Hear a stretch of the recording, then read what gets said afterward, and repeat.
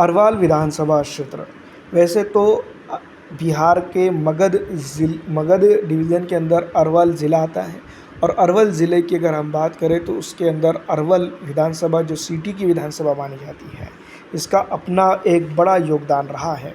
Communist party of India, मार्क्सवाद, लेनिनवाद, liberation के जो तो प्रत्याशी यहाँ पर इस विधानसभा के आइडियोलॉजी पे जीतने में कामयाब हुए थे।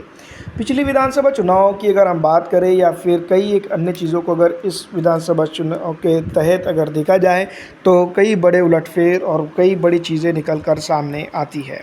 चाहे वो पिछड़ा हो, दलित हो या फिर आरक्षित समाज हो, तमाम तरह के तबकात की अगर हम बात करें तो इस विधानसभा क्षेत्र के ऊपर कई बड़े बदलाव देखने को मिल रहे हैं।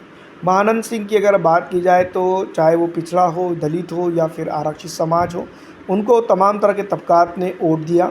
अगर बात करें तो वोटिंग की, लेकिन विकास की अगर बात करें तो तमाम तरह तबकात को विकास की धारणा से जोड़ने के बजाय कुछ गिने चुने लोगों का फ़ायदा इस विधानसभा क्षेत्र के ऊपर हुआ है, ऐसा मानना यहाँ की जनता का है।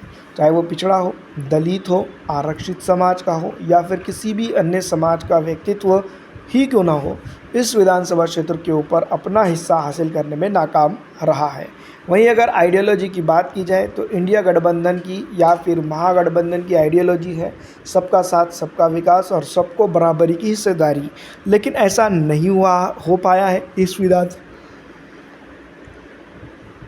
पर। बेसिक तौर पर अगर बात की जाए तो कई अन्य चीज़ों को लेकर जो है तो इस विधानसभा में चकल्लस देखने को मिलता है। जनता काफ़ी परेशान है, तराहीम कर रही हैं और जिस तरह से बेरोज़गारी चरम सीमा पर पहुंचते हुए नज़र आ रही है और कई अन्य चीज़ों को लेकर अगर बात की जाए तो जनता की माने तो अगर एमएलए फंड से ही खर्चा कर दिया जाता है, जितना डेवलपमेंट के लिए मिला था उतना ही अगर कभी यहाँ पर काम कर लिया जाता तो काफ़ी कुछ चीज़ें यहाँ पर बदलाव देखने को मिल सकता था, लेकिन ऐसा नहीं हो पाया और इस विधानसभा क्षेत्र के ऊपर जनता की जो है तो तूती बंद हो चुकी है। पिछड़ा हो, दलित हो, आरक्षित समाज का या किसी भी व्यक्तित्व रखने वाला शख्स हो, इस विधानसभा में जो तो परेशान हाल नज़र आता है।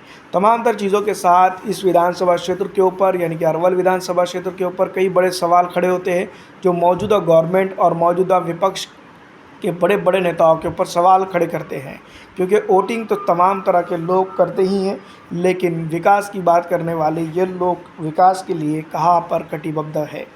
तमाम तर चीज़ों के साथ जो है तो अरवल विधानसभा क्षेत्र के लिए कई बड़े सवाल खड़े होते हैं। 10 में से इस विधानसभा क्षेत्र को विकास के लिए आप कितने नंबर देंगे, कमेंट करके ज़रूर बताएंगा। फ़िलहाल दोस्तों मुझे दीजिए इजाज़त और आपकी दुआओं में मुझे याद रखिएगा। वीडियो देखने के लिए आपका शुक्रिया।